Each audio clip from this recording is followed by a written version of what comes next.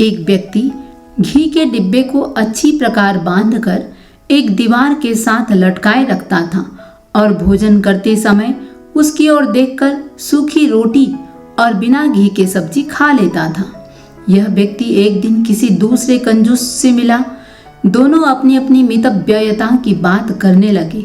घी वाले ने कहा, मैंने 2 वर्ष पूर्व 1 लोटा घी खरीदा था, अभी तक इसका बहुत बड़ा भाग ज्यों का त्यों है। दूसरे कंजूस ने कहा, तुम इसका प्रयोग कैसे करते हो? पहला बोला, भोजन करते समय उसकी ओर देख लेता हूँ, उसकी गंध सूंघ लेता हूँ। दूसरे ने कहा, बहुत अपव्ययी हो तुम। अरे, घी को रोटी के ऊपर भले ही मत लगाओ, हवा लगने से वह कम तो होता है, उसका रस तो सूखता है।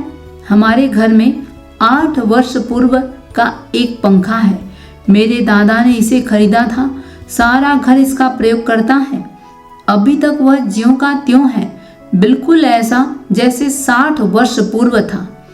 पहले ने कहा, यह कैसे हो सकता है?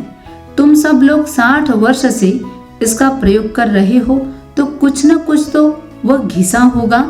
दूसरे ने उत्तर दिया, तुमने सबको अपने जैसा मूर्ख समझ लिया है। अरे, प्रयोग करने की विधि तो पूछ। हमने पंखे को एक संदूक में बंद कर रखा है, संदूक पर ताला लगा है। हमारे घर में जिस व्यक्ति को गर्मी लगती है वह उठता है, संदूक के इर्द गिर्द चक्कर लगा लेता है, समझ लेता है कि हवा आ गई। एक तीसरा व्यक्ति भी वहां खड़ा था। वह बोला, तुम इसे मितव्ययता कहते हो? अरे, संदूक के इर्द गिर्द बार बार चलोगे तो फर्श कितना खिंच जाएगा। दूसरे ने पूछा, फिर क्या करें? तीसरे ने कहा, जैसा हम करते हैं। हमारे पास भी एक पंखा रखा है संदूक में, संदूक पर ताला है। घर में जिसको गर्मी लगे वह संदूक के पास जाकर एक स्थान पर खड़ा होकर दाएं बाएं हिलता है, उसे हवा आ जाती है। एक चौथा कंजूस भी था। वह बोला, तुम सब अपव्ययी हो, हमने पंखा कभी खरीदा ही नहीं। जब गर्मी लगती है, सड़क के परली ओर एक मकान का पंखा देख लेते हैं, इसी से तसल्ली हो जाती है। यह धन पर सांप बनकर बैठ जाना है, मितव्ययता नहीं। न स्वयं खाए न दूसरे को खाने दे।